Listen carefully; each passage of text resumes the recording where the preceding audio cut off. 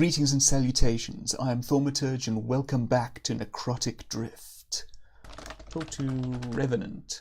The spirit possessing a girl named Sydney. It is your killer, which is probably fairly accurate. Then the spirit shall die, booms the Revenant. Off we are. I'm going to pop into that walkthrough quickly. Let's see what I was supposed to do with the Spectre. Wait, no. I've just checked the walkthrough. And we missed something. Now, we're back in the coffin room, and you may recall that I examined the coffin. I thought, okay, open lid. I thought it was open. After all, the mummy got out. Okay, we've gone back a little bit further than I originally intended. We've just encountered the mummy, so right. So we want to enter the alcove, examine the trestle. Take the garlic, almost actually typed take the garlic, go west, go south, go north, throw skull at torch, kill the mummy, open ointment, take salve, put salve on self. Now, we search the coffin. It says the coffin has nothing on it. We examine the coffin. Now, according to this, we're supposed to find something. Search the mummy. Oh, hello there. Gave me a bit of a fright. Let's see. What happens if I enter the coffin? I don't want to get on it.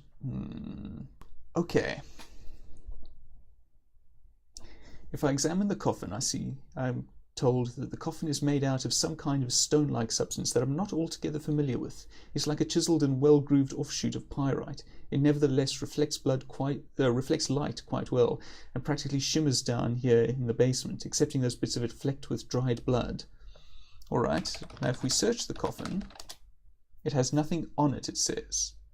Alright, they mentioned dried blood, so let's examine the blood. Which blood do you mean? The dried blood or the bag of blood? What bag of blood? Alright, you know what? We grabbed the bag of blood. That's what we were supposed to get down. One of the things we were supposed to get down here, at least, along with the garlic. But it wasn't mentioned, so I don't know what happened there. It happened to be mentioned in the walkthrough. I've forgotten something. Hold on, I'm just going to go back a bit quickly. Right, we're back at the food court. I've defeated the mummy, taken the mysterious blood bag and the garlic, applied the salve to myself and come back out.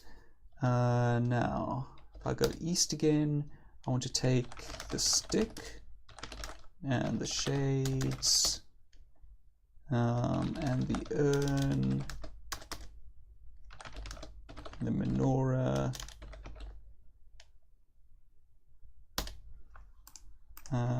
and the socks. Wear the socks. Let's check the scroll back. Is there anything else that I want here?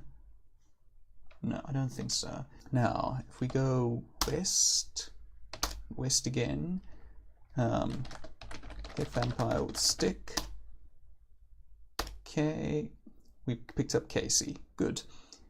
Now we go east again, I think. East again. And east again. The Spectre looks stupidly at the bag of blood for several moments, blinking the little ovals on his transparent face where eyes ought to be. I grasp Audrey's hand and ensure that she's physically behind me in case the Spectre revolts. It doesn't, however, and instead impossibly takes hold of the bag with intangible fingers. Perfect, it says simply. I thank you. The Spectre blinks out of existence. Just want to check that isn't a bad idea. Okay. That is apparently what we're supposed to do. Now, I think we want to go west, talk to Revenant, tell him about the spirit possessing Sydney. I think that we can probably run here, but we probably don't want to. Let's head east. Note that the Revenant's going in the same way, in the same direction, towards Sydney, who's still in the bead store, I believe. Oof, Casey's got 4 minutes. South into the bead store. Sydney is here. Now, I'm not quite sure what we're supposed to do. The Revenant screams at Sydney. He reaches within his robe and pulls out a dark, smoke-blasted sword. He swings it once in a salute to Sydney. "Oh, poorest of boys," says Sydney, levitating a few feet up in the air. "I don't know or care the identity of your first killer, but I am sure to possess the answer to the riddle of your last." The Revenant chops at Sydney. The Revenant's sword goes right through Sydney. She is unhurt. Sydney closes her eyes. A very self-satisfied smile crosses her lips. She points her right little finger at the Revenant and says a single word. "Die." An explosion of light rocks the store. A cacophony of sound and sun and heat flash from Sydney's hand, causing me to wrap my eyes and head in my hands, to do anything to look away. The light quiets. I open my eyes. The Revenant is gone. Sydney just laughs. Well, that didn't work very well. Okay, I've reminded myself of what the poster store showed us. Read the text. I flipped through a few pages, but nothing really catches my eye. Let's see. I'm going to check the guide. Hold on. Okay. I see. Right idea, wrong place. I'm not supposed to have gone back to try to encounter Sydney. Okay, take the text. Go west. Save again. And I think it was northwest, did it say? Yes. We've come up to the last long hall. To the north, approximately 50 yards away, are the exit doors. Oh, kittens. Hold on, I've forgotten something. Hold on. Okay, give blood to Spectre. Right. That was important, I think, from what I saw in the guide. Almost left the text behind. Right. We've come up to the last long hall. To the north, approximately 50 yards away, are the exit doors. Dawn has yet to creep up upon us. It's still pitch black outside. Freedom is all I can think of at this point. I take a single step forward. That's when she materializes. "Hello, Sydney," I say, intentionally agitating the spirit that thinks it's in total control. "Hi there, doll," she says in return. "What happened to her?" she asks, looking over towards Casey. "How unfortunate. I was hoping to add her soul to my collection, but it looks like that won't be possible." "We have to get out of here before the sun rises, otherwise she'll die," I say. "Get out of the way." "The door is shut by my command, Jarrett. Though I'll confess that the thought of her turning to sawdust as the sun rises right before I take each of your lives is especially intriguing. We could do it that way. That's fine with me." "Shut up," suggests Audrey. "We know how to exorcise you, and we're going to do exactly that." Audrey turns towards me and looks at me with the kind of love and somber happiness that I have never before seen. "Read the passage from the book, Jarrett. Sydney, Audrey, Gibbs, and Casey are here. The ghast's head is here." Why is the ghast's head here, I wonder? Okay. Read text. I turn over the book and it opens to a section in the back. Just like in the Dungeon Master's Guide and, I suppose, the Bible, this is where all the good bits are. Tombs containing carrion and hate within the ground, a claw-scratched forced Caesarean who could not remain bound, groping, moaning pantomime, beasts within the air, rending tortured fiends of mine, killing with a stare, rending tortured friends of mine, killing with a stare, stacked on a forgotten grave, crushing souls in mud, virgin souls we try to save, walls crying with blood, leave the host deceive you took, no longer will you dine, the marts collapse, the walls all shook, your attention shall be mine. All the arrogance and jeering has left Sydney, and she remains hovering over with an expectant, slightly confused expression on her face. We've got her enraptured for the moment, it would seem. "We need someone to drink the water, but whoever does needs to be a virgin," says Audrey. Oh, kittens, I remember this. They made a point of mentioning the guy who became the ghast was a virgin. But how do I do this? Take the head, take water, put water in head. I pour the water into the ghast's head. I look up to see that tears have begun to fall from Sydney's eyes.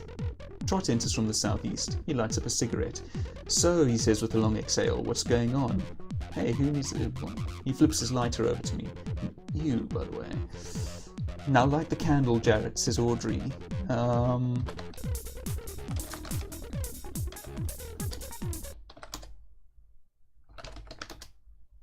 The candle is lit. The flame begins to dance a bit on the wick, and after a moment's hesitation, something beautiful happens.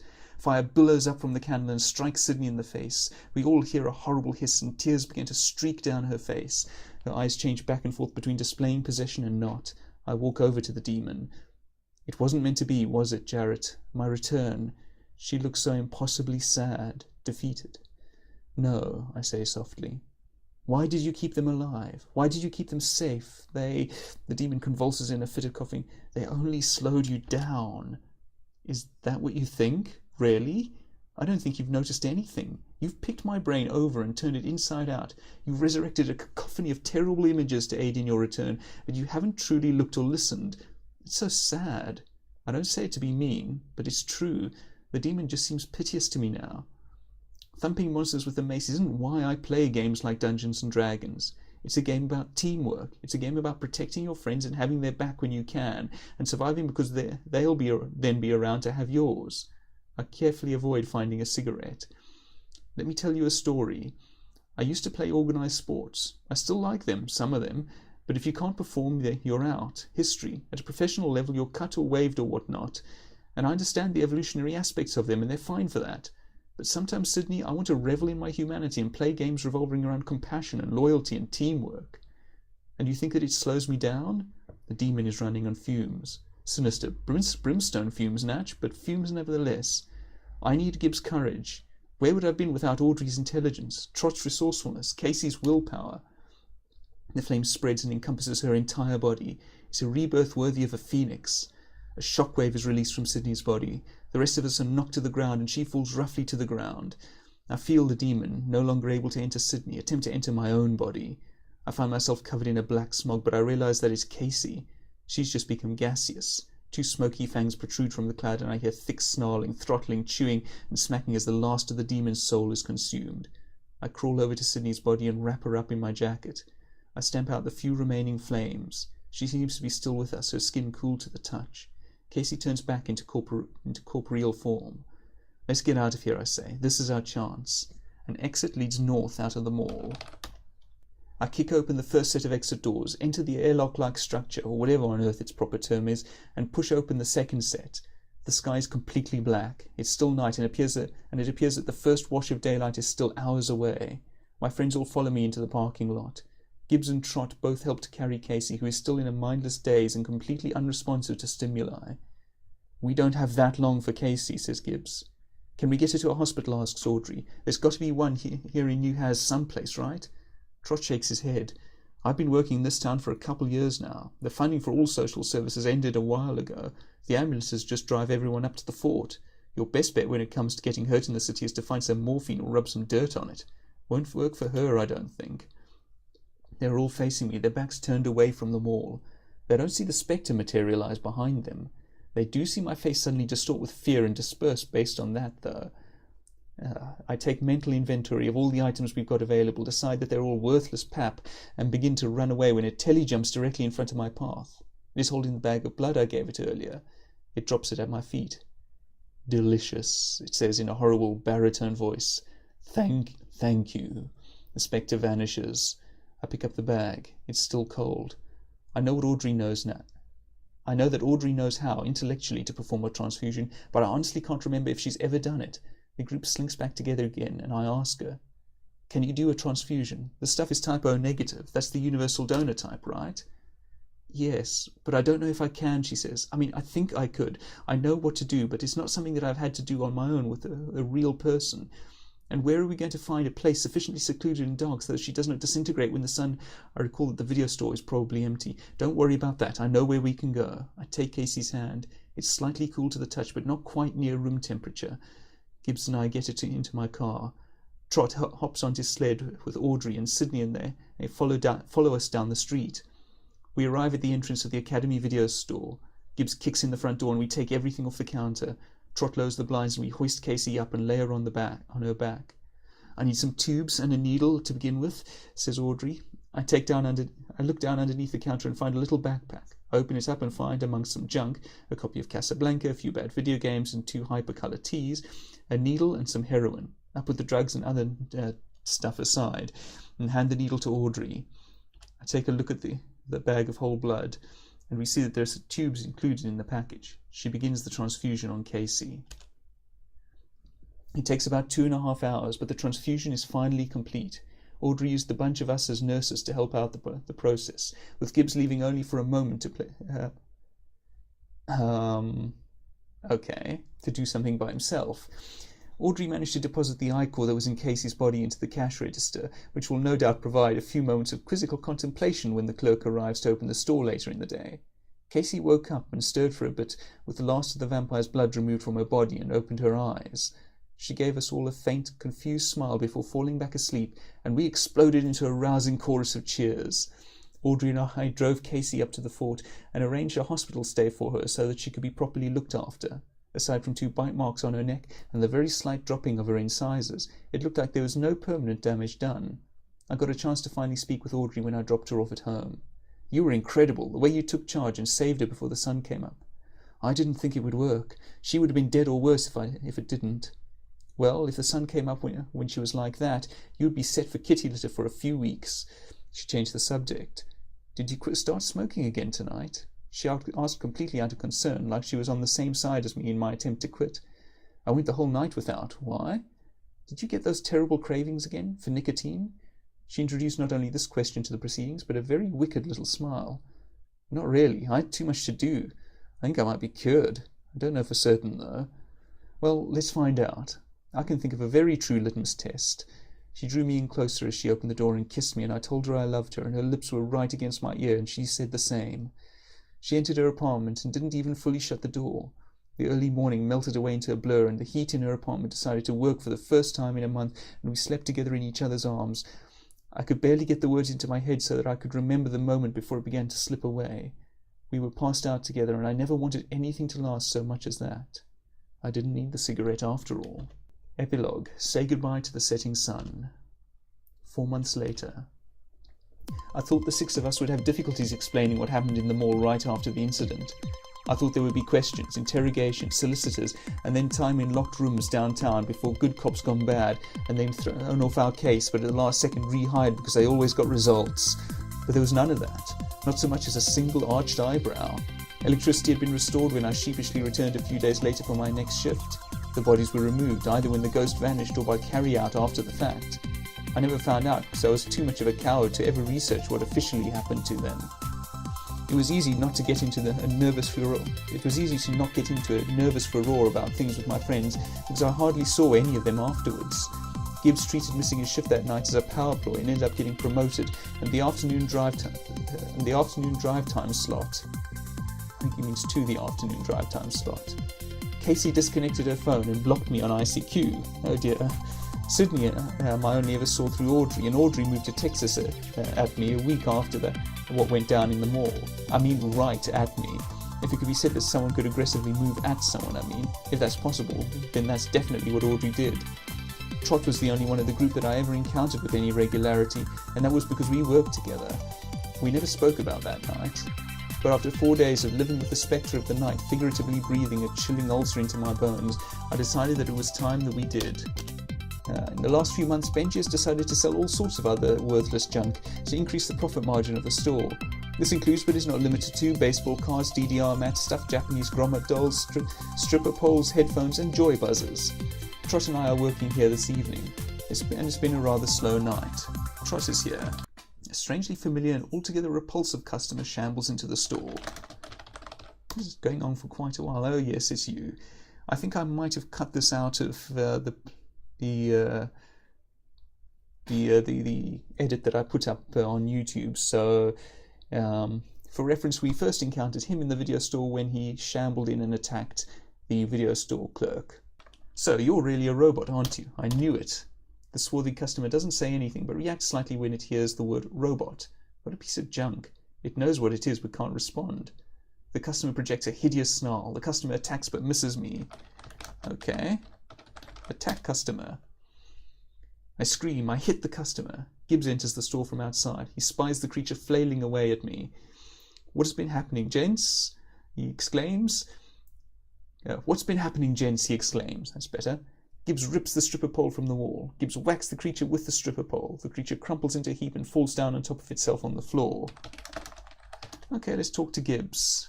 "Hi there, long time, man. Thanks for the help." Gibbs and I shake hands. We attempt to complete a multi-step handshake, but only get 3 moves in before he messes it up. It really had been a long time. "This is a typical Friday night for the stump?" asks Gibbs. "Come to work, see my buddy getting beaten up, see his co-worker stand completely motionless like he was trying to spontaneously generate chameleonic qualities." "Hey," interjects Trot. "I'd say it was a full moon or something," I tell Gibbs, "but the impression I get is that these crazies would still descend upon this place and everywhere I go, even if someone shot it straight out of the sky." "So what did you want to bring me down for anyway?" asked Gibbs. "I wanted to talk about our night in the mall." "Oh, why do you want to do that?" asked Gibbs. "I thought we agreed to a death pact on the subject or something. Didn't we, Trot?" Trot shakes his head. He doesn't know. "Look, Gibbs, I decide how I want to proceed. How did you rationalize it away? Did you provide a rational explanation in your own mind?" It was probably robots," says Gibbs. "Who knows? I need to get out of this town. I never thought I'd be someplace utterly lawless and unforgiving. I need things like social services and hospitals and so forth. I want to be able to walk down the street without feeling like I should be carrying a firearm. I want to get a slice of pizza that isn't covered in foul egg-like substances." Ew. Gibbs changes focus mid-rant. "All I know is that we got out of there. There were a bunch of things trying to kill us, but you got us out. I don't know if I ever thanked you, Jarrett, but, well, thanks." Gibbs steps on over to me and we give each other a very weird and awkward hug. "So let's go tear it up, huh?" "Sounds good," says Gibbs. "Let's get out of here." I give the customer a kick. It's a bot. Let loose on the town for some data collection by a robotic company. "I've got half a mind to give these jokers a piece of my mind," I say. "They've been sending their bad prototype androids out into the city for almost an entire year now." "Let's drop by," suggests Gibbs. "Why not? We'll kick them where it really hurts." "Yeah. Their wallets?" I ask. "No, in the mouth," says Gibbs. "I think that's what that means. We're going to have them seeing stars. We're going to have them seeing the entire top row of the keyboard. More stars in the Milky Way, more dollar signs than in the GNP, more carrots and underlines than in a Korean chat room, more plus signs than in a bucket of negative pregnancy tests. More," Trot speaks up for a second. "A positive means the girl is pregnant, Duffy." "Yeah," adds Gibbs. "Surely these two guys are kidding. What are you two blathering about? A plus means they're a positive that your girl isn't pregnant. Positive means happy, fortunate." "No, dummy," says Gibbs. "It means whoever you got pregnant got the absolute worst of you and had their womb totally polluted by you. Did you knock somebody up? Look, chap, other guys are going to want that space eventually, and hey, it wasn't Audrey, was it? Did you find one of her tests?" "You're sure? No kidding around?" "Yes, quite sure," says Gibbs. "My modus operandi is not travelling the city, starting, or rather ending fistfights, and then providing incorrect data on home pregnancy tests. I have no agenda here." I think about this for a second. The vision distinctly showed a plus sign on that test, and that was definitely Audrey. I was just too dense to realise what Audrey was really telling me. "Gibbs, Barnaby, do you think I could do your radio show with you over the net, as like a full-time job, from anywhere?"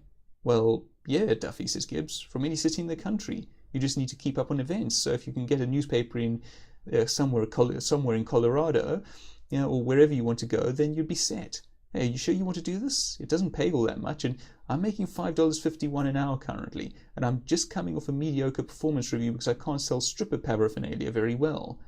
"Oh," Gibbs straightens up. "Well, we can certainly pay more than that." "Wow, man, did you get a set of shackles when you applied for this job?" "Nah," says Trot. "They're the worst monthly deduction. That and AARP. What? Anyway, Trot goes back to scanning the want ads. "I've got to make a call," I tell my friends. I grab the phone from the counter and head back into the back room.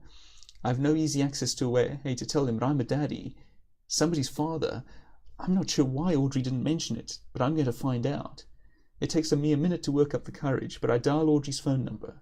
A minute real time, not a minute having sex with someone time. A true, honest minute. Nobody answers. I get a machine and decide after 4 months to finally just leave a message. "Audrey, hey, look, it's Jarrett.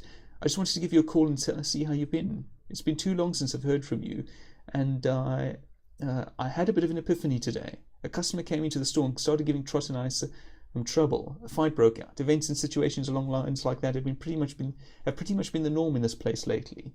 Anyway, look, the reason I'm calling, I took a job with Gibbs in radio. I can do it anywhere. The pay isn't great, apparently, and I have to interview for it still, but it's more drink than I'm getting in this cesspit of failed dreams.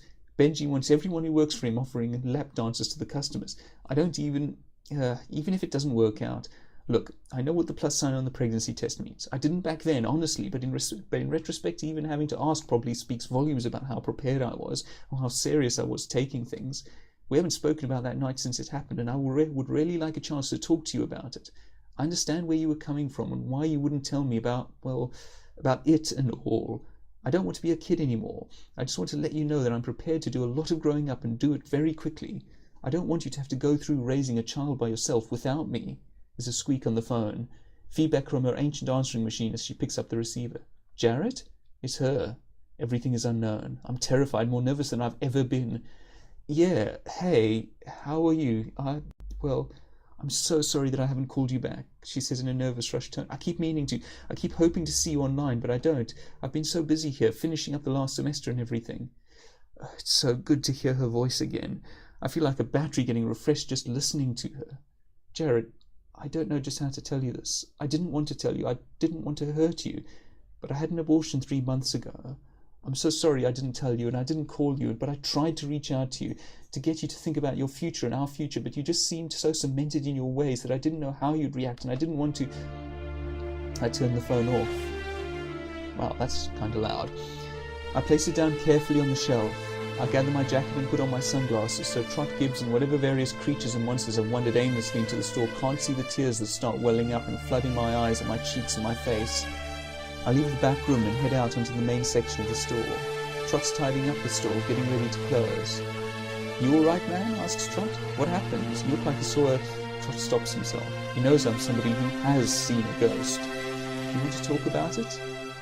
Yeah, I'm done here. Tell Benji the next time you see him that I've quit. I'm moving, out of state. Sure, man, you bet. Gibbs claps me on the back. You alright? You want to go get some drinks or something? I shake my head. I've got a case of Mountain Dew and a bottle of vodka in my car. Call up the gang. Let's get a game on. I've got about 1,000 miles to think of a way to get my girl back for the final time, ace an interview and then fix my life enough to make up for the all-too-soon death of my kid that I didn't even know I had. I've got one last free night before I become an adult and say goodbye forever to nights that roll over and end when the sun has begun setting again. I turn off the lights and drop the gate. Gibbs, Trot and I hurry on out.